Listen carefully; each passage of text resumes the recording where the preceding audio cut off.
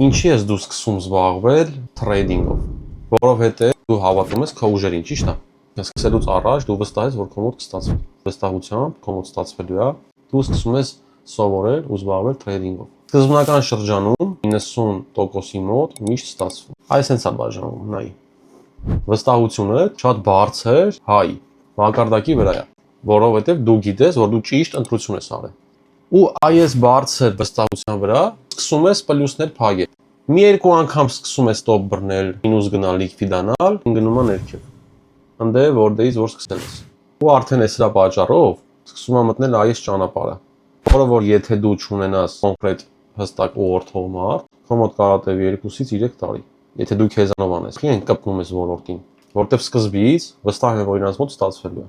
Ու այս արդեն ճանապարհի մեջ 50%-ը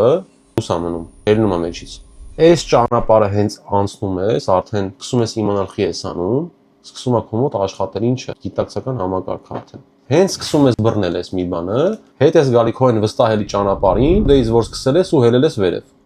90%-ը այս ճանապարհի վրա դուս են գալի։ 100%-ը այս ճանապարհը սկսում են, որովհետև վստահ են իրանց վրա։